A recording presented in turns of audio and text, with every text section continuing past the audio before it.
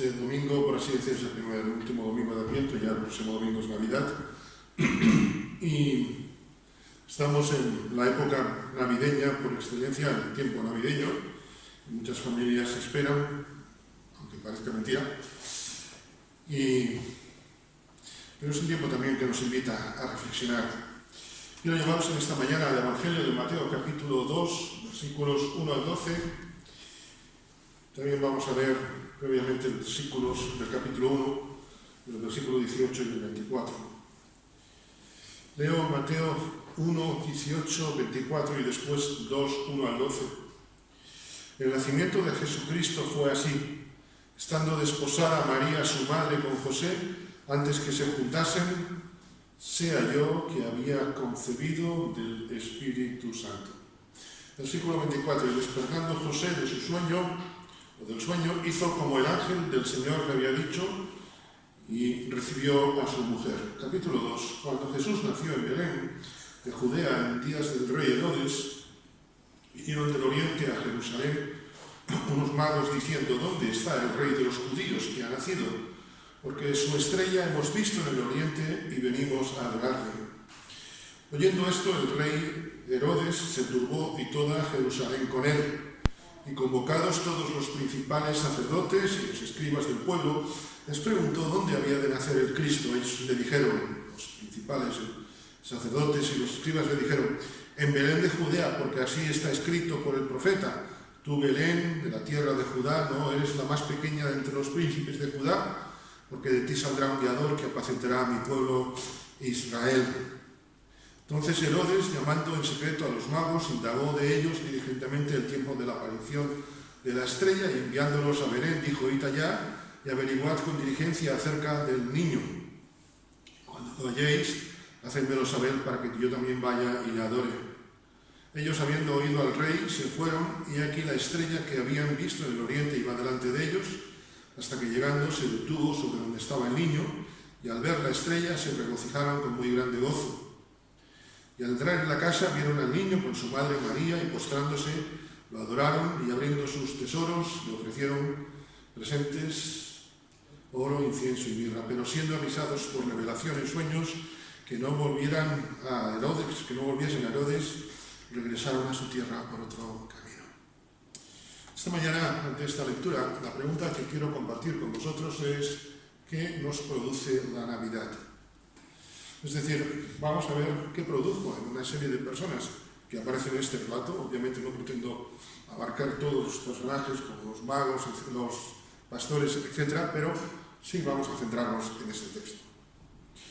Porque llega la Navidad y todo el mundo espera cosas.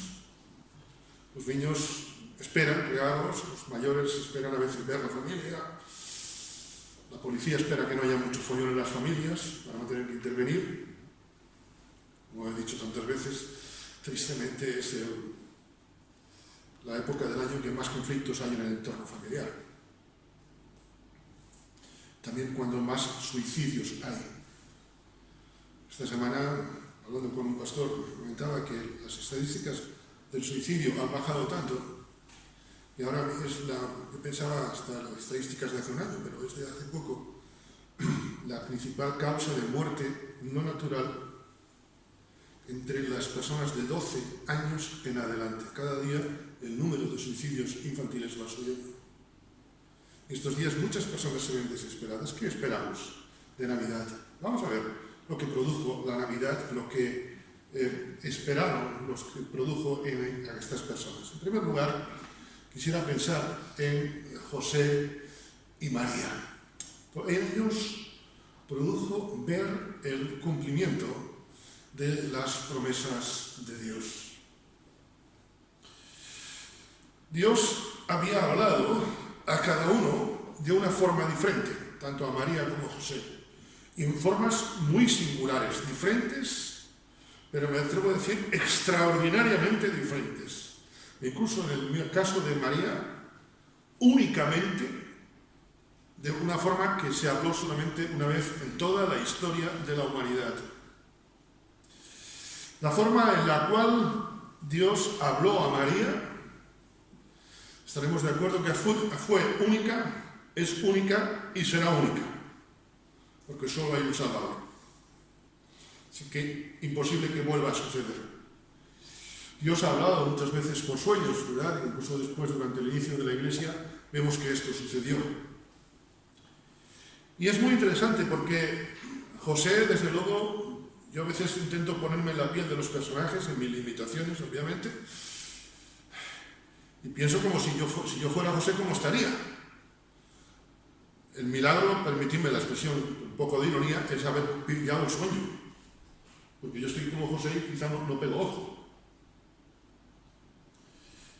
Y José supo distinguir sueño de pesadilla, porque cuando uno está con una preocupación, lo que tiene es pesadillas.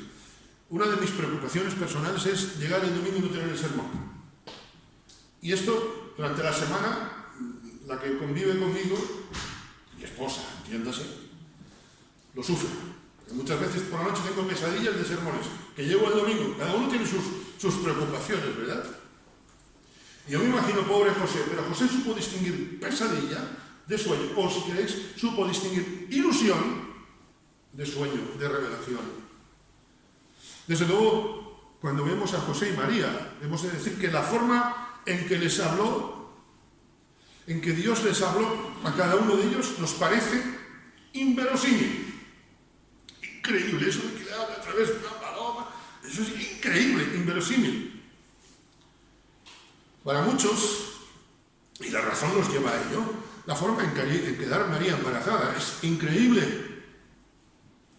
Tristemente, para muchos eso supone motivo de burla. Estos días escucharemos muchas burlas en cuanto a eso. A nosotros nos parece, yo como creyente, me pareció un auténtico, no voy a decir un milagro, un milagrazo XXL, o esa frase que hay tan de moda ahora que no me gusta mucho, pero bueno. Milagro no, lo siguiente, porque es así. Pero sobre todo, para los que creemos en el Señor, nos recuerda que Dios es el creador del universo. Y que no solamente Dios es el creador del universo, sino que es soberano de la creación. Y hace lo que quiere. Y cuando yo veo un milagro como la multiplicación de los panes y los peces, cuando veo un milagro como cuando Jesús, por ejemplo, manda a callar a las aguas y obedecen, cuando veo tantos y tantos milagros, entiendo que lo de María es plenamente posible.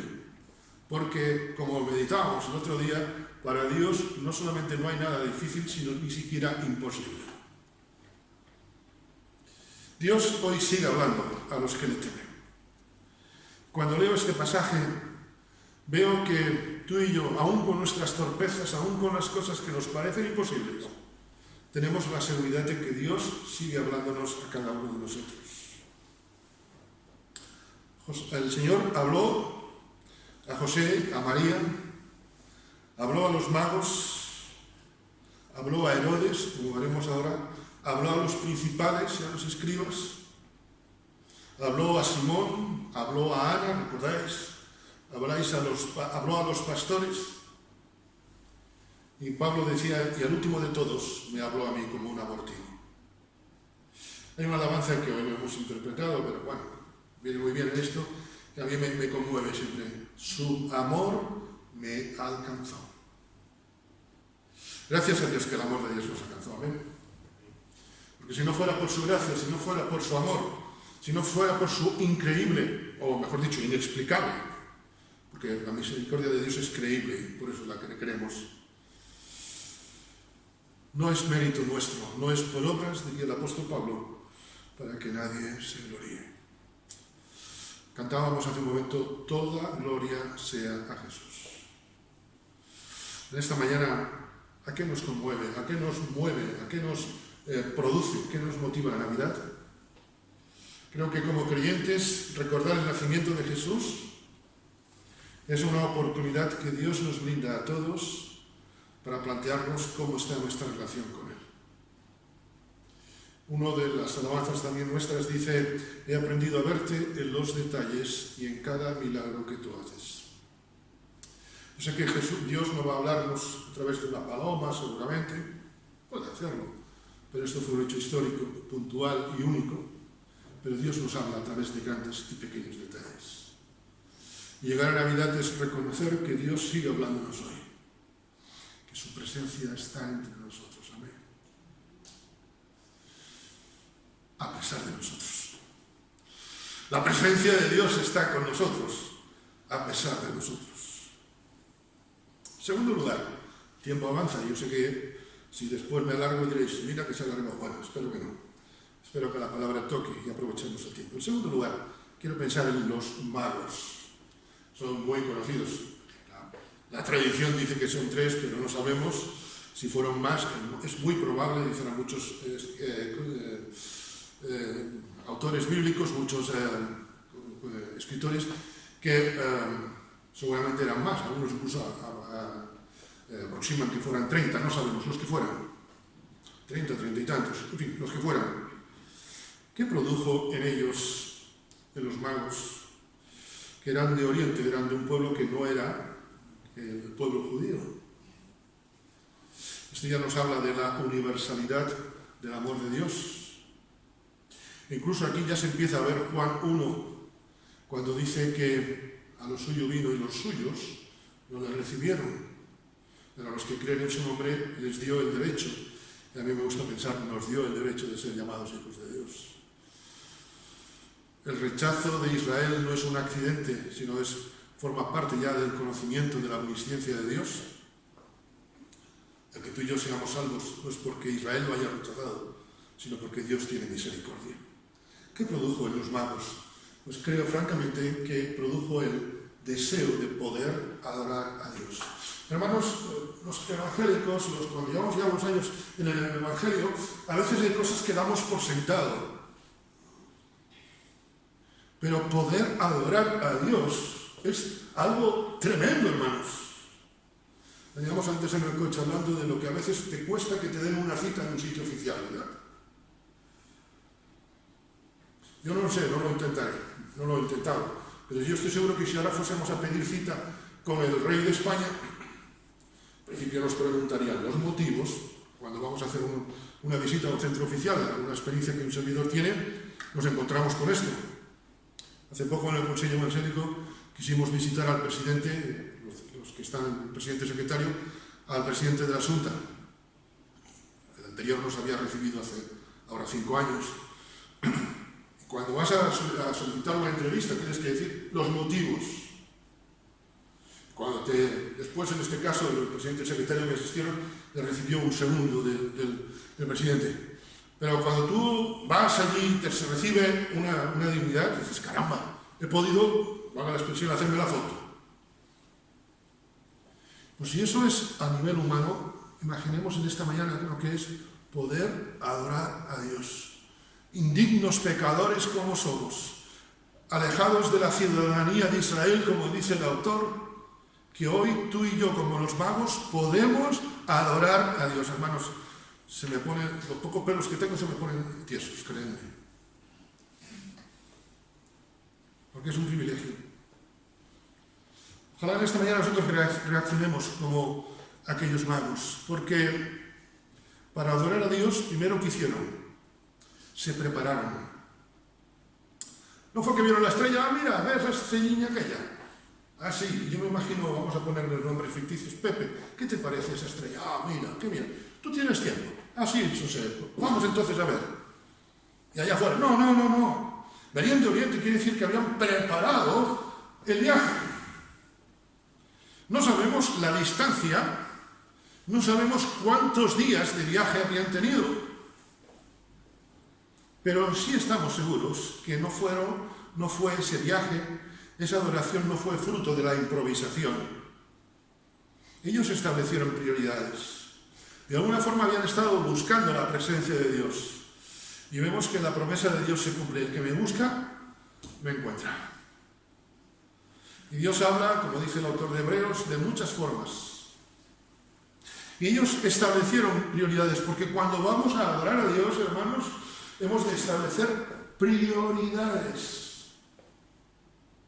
Si venimos a adorarle porque es domingo, entonces somos muy buenos religiosos.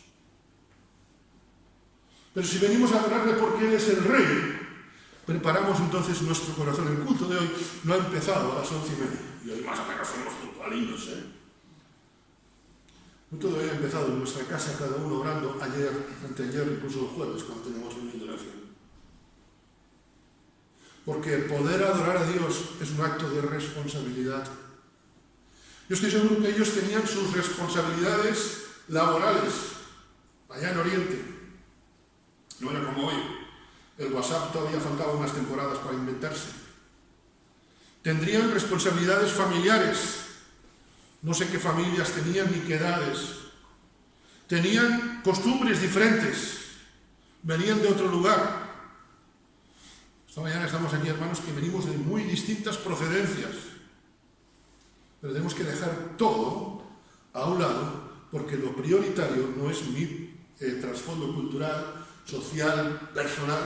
Lo importante en esta mañana es Cristo. Tenemos que dejar todo atrás. Por eso Juan lo dice en otras palabras, es necesario que Él crezca y que yo mengue.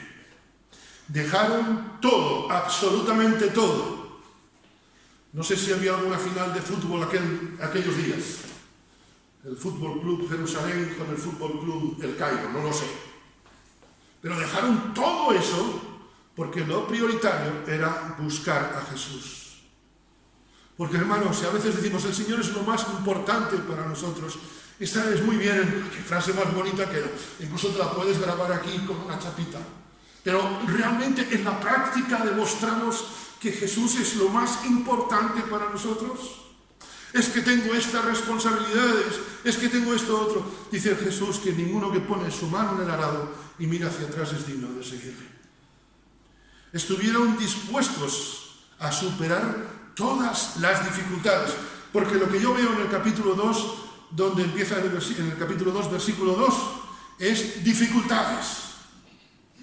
No todas las noches se vería igual la estrella, de hecho hubo un momento que no la vieron. Pero no por eso se desanimaron. Hay momentos en mi vida, y este año 2022, en los cuales confieso que me ha costado ver la luz de Dios. Porque hay tantas nubes por medio, tantos problemas, tantas dificultades. Aquí en Galicia sabemos mucho de nubes y de lluvia. Pero el que no veamos la luz del sol no significa que el sol no esté detrás. Por eso dice el salmista en el Salmo 23, aunque ande por valle de sombra de muerte, no dice de oscuridad, no dice de tinieblas, sino sombra. Porque en nosotros, aunque haya poca luz, siempre está la luz de Dios, la estrella de su presencia. No sabían la dirección tampoco. No sabían qué dirección tenían que tomar. Y seguro que tú y yo nos encontramos muchas veces igual. No sabemos qué decisiones tomar, no sabemos qué camino seguir. Pero lo importante es estar como los magos, siguiendo la luz, porque lo importante no es saber el camino, sino estar en el camino. ¿Amén? El apóstol diría, yo sé en quién he creído. El salmista, Salmo 31, dice, en tus manos están mis tiempos. Y lo dice, curiosamente, David, en un momento de crisis personal. Esperaron, como decía hace un momento, a que les recibiera el rey Herodes. Yo no sé cómo estaría la agenda del rey Herodes, no sé en la base de datos, ¿verdad? ¿Cómo estaría la agenda para hoy del señor Don Herodes? No. Incluso, porque entre que preguntan y reciben, fijaros, entre los versículos 2 al versículo 5, 6 o 7, mejor dicho, 8, cuando ya ellos marchan, han pasado varios días. Herodes contagia su mala uva. Después nos quejamos del COVID, pero anda que Herodes, tremendo menudo era para contagiar mala uva, ¿verdad? Los demás, mal carácter. A veces también somos así como él, después hablaremos un poquito de él. Entre que Herodes consulta, los principales se reúnen, le dicen, Herodes profesa, pasan unos días. Y a veces nos desesperamos por recibir respuestas y desistimos. O como esta serie que hemos interrumpido estos días, estamos teniendo sobre cuando tienes ganas de tirar la toalla. ¿Sabes? Ellos superaron dificultades. No siempre se veía la luz, no siempre se abría la dirección. Tuvieron que esperar días desanimados a ver si este hombre se olvida de nosotros, no nos dice nada. ¿Sabes?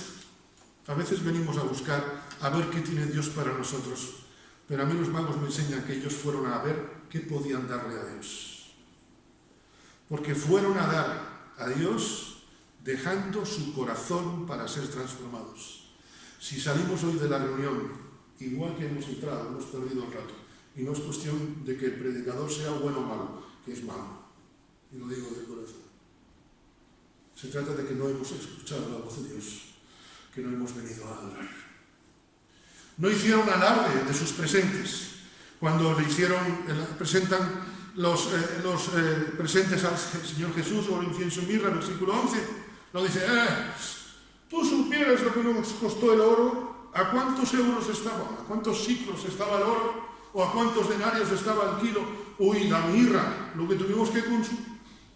No hicieron alarde, hermana, cuando ofrendemos a Dios, cuando nos presentemos delante de Dios, no es cuestión nuestra, es cuestión de que Él recibe nuestra gratitud. Amén. Decía al principio, qué bendición es poder adorar al Rey. El mérito es de Él, no es nuestro. No sabemos los nombres, la tradición atribuye unos, pero lo importante no son los nombres. Recordamos lo que recoge el evangelista Juan en aquella conversación de Jesús con una mujer, y lo digo entendiendo el contexto histórico, y ainda por arriba, aún por encima, samaritana, y a Jesús le dice a una persona desechada de la sociedad que los verdaderos adoradores adorarán al Padre en espíritu y en verdad, porque el Padre, tales adoradores, busca que le adoren. Hermano, no se trata de ti y de mí, se trata de ser verdaderos adoradores. Amén. Navidad es una oportunidad para adorar al Señor.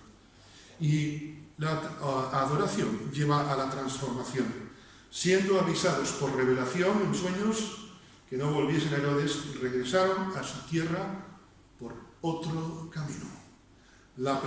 Estar en la presencia del Señor hace que salgamos diferentes, que nuestras miras sean diferentes a las que eran antes. El tercer personaje, Herodes. Herodes era un personaje de armas tomadas. Yo no lo quiero en mis contactos de WhatsApp, no sé vosotros, porque era tremendo, ¿verdad? Herodes era... ¿Qué produjo en Herodes la Navidad? Produjo frustración. Se sintió frustrado. Herodes, para los magos, para José y María era tocar el cielo, para él era tocar el infierno, porque era su frustración. ¿Por qué? Porque el mundo de Herodes era el mismo Herodes. El mundo de los magos, de José y de María, era Dios, pero el mundo de Herodes era un mundo que se llamaba Herodes. El centro de su mundo era él. Cuando todo en tu mundo gira en torno a ti, cualquier cosita te pone de mal humor, como le puso a Herodes. Cuando el mundo de Jonathan gira en torno a Jonathan, yo, mí, me, conmigo. Primero para mí, después para mí, y si queda algo, para mí. No vayamos a desperdiciar. Como dicen en Andalucía, el dicho del pobre vale más reventar que lo que sobre. A veces somos así. Esto es el egoísmo. A veces somos así, hermanos. No nos distinguimos nada de Herodes. El nacimiento de Jesús, que para ti y para mí, para un pobre pecador, trae libertad. ¿Qué trajo para Herodes? Versículo 3. Herodes dice, se turbó. Perdón. Se enfadó. Vamos, pilló enfado. Yo no quiero estar al lado de Herodes ese día. Me imagino, para esto decirlo en la Escritura, Herodes, hoy se dice, tenía personalidad. Lo que tenía era muy mala uva. Tenía muy mal carácter. Eso de genio y figura hasta la sepultura no era Herodes. Porque un creyente, su carácter es transformado por el Señor. Y a veces tenemos, cualquiera de nosotros, algún ataque de Herodes, ¿verdad? El virus Herodes todavía funciona en nosotros y es nuestra lucha contra el viejo hombre. ¿Cómo reaccionamos cuando las noticias no son las que esperamos? Herodes vivía en una cultura religiosa y sabía que Dios era el rey de todo. Sabía que Dios era el rey de todo, absolutamente de todos, menos de él. Herodes se creía ser su propio rey. Y cuando pensó que algo le podía hacer sombra, en vez de ver una oportunidad de buscar a Dios, es decir, cómo mejorar, ¿qué hizo? Se puso de mal humor. Nos sentimos frustrados como Herodes cuando creemos que somos el centro de nuestro universo. Y muchas veces no actúa el poder de Dios en nosotros, no porque el poder de Dios haya perdido fuerza, sino porque nosotros seguimos siendo cerrados. Como el profeta clamamos hoy, Señor, danos un corazón de carne y no de piedra. Herodes reaccionó teniendo una oportunidad de buscar a Dios y la desechó. Herodes buscó estabilidad para su cargo, pero no paz para su alma. Se turbó. Él lo que quería es que nadie le rompiera la silla. Es muy curioso porque en la historia del Imperio Romano, el tiempo en el que los emperadores, incluso los reyes, ejercieron su mandato, hay momentos que fueron muy cortos, y hay muchos emperadores romanos, ¿sabéis cómo murieron? De muerte natural a consecuencia de varias puñaladas. La muerte natural lo digo irónicamente, ¿me entendéis? Lo natural, lo habitual es que se mataran entre ellos. Herodes sabía que su puesto era, y en vez de buscar una oportunidad para ser un mejor gobernante, se sintió frustrado por el rey de reyes. Dios mostró misericordia con Herodes de una forma tremenda. Porque una de las cosas que estos días meditaba pensando en esto es que Dios envió unos evangelistas muy particulares a Herodes. Yo recuerdo quienes me hablaron del Señor, mis padres. Seguro que cada uno de nosotros recuerda a quién le habló del Señor, ¿verdad? Y Herodes, cuando se presente delante del juicio de Dios, no podrá decir que no tuvo oportunidad, porque Dios le envió a unos evangelistas tremendos, a unos evangelistas que no sabemos si evangelizaron más en su vida, los magos del Oriente. Gloria a Dios, porque también envió a personas sabias a tu vida y a mi vida, y un día dijimos sí a Cristo, amén. Por eso en esta mañana la pregunta que lanzo a todos, también a los que nos vean por las redes sociales posteriormente, es: ¿Jesús es el Salvador o Jesús es tu Salvador? Porque para Herodes Jesús era el Salvador, pero no era su Salvador. Y la pregunta en esta mañana, repito, ¿Jesús es el Salvador o Jesús es tu Salvador? Dios permite circunstancias en la vida de cada uno para que podamos conocerle. Recordamos a Pedro. El Señor es paciente para con nosotros, y Pedro diría, el Señor tiene mucha paciencia.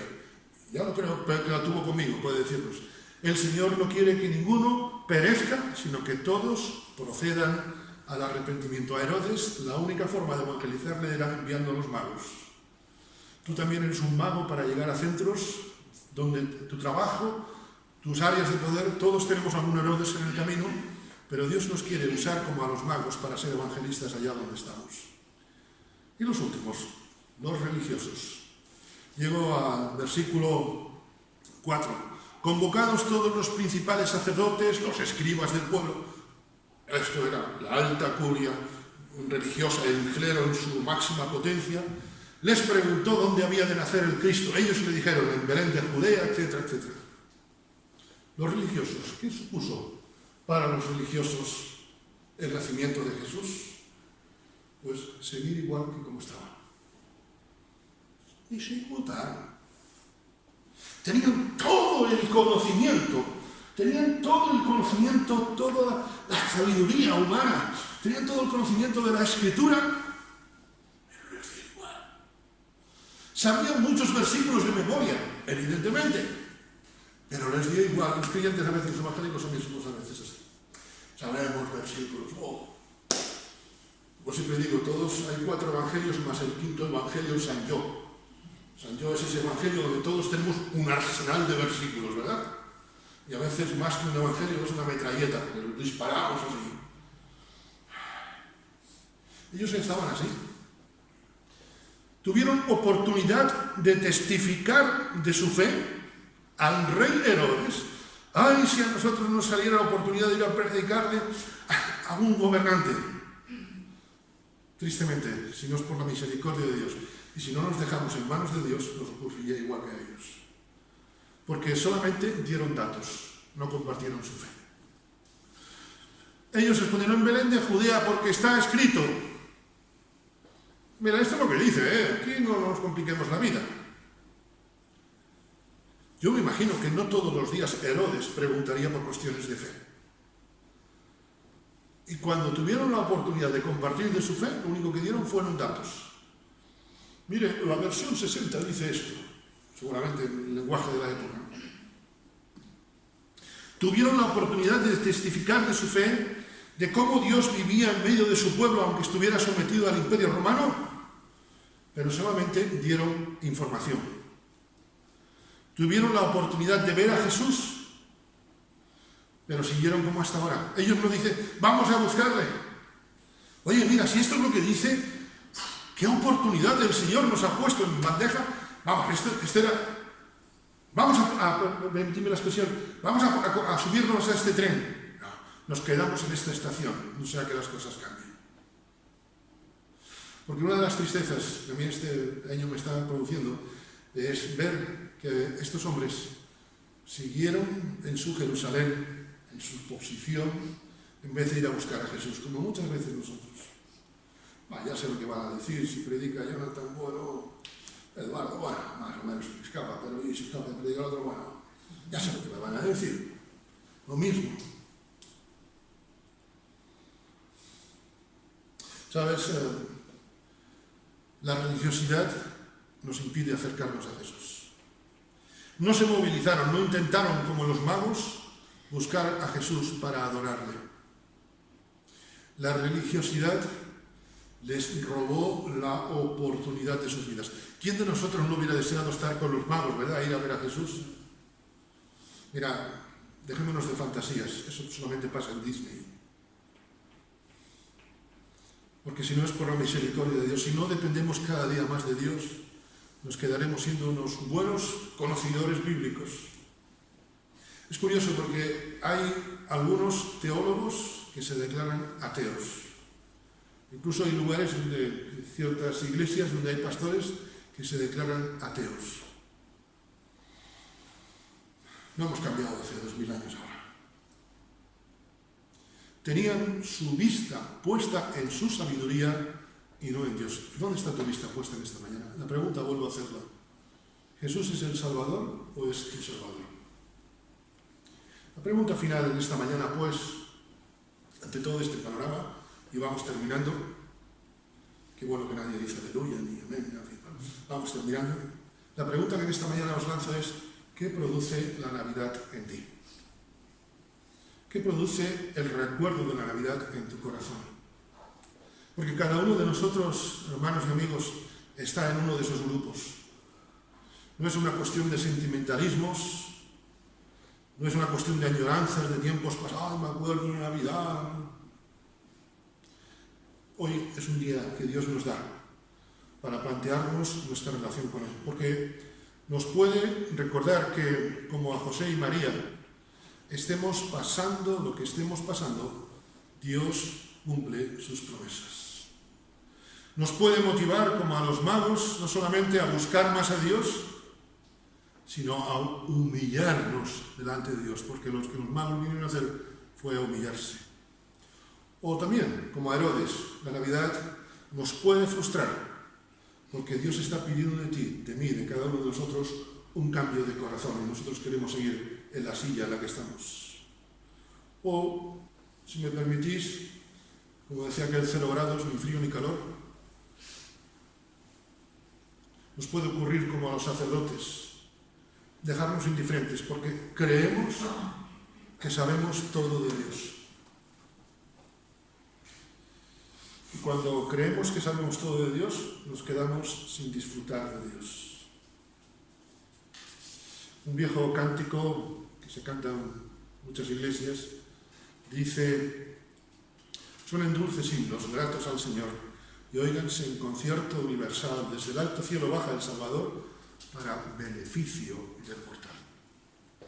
Dios un día bajó para beneficio de Jonathan, de Fátima, de Víctor, de cada uno de nosotros. Salte de alegría, lleno el corazón, la abatida y pobre humanidad. Dios se compadece viendo su aflicción y le muestra buena voluntad.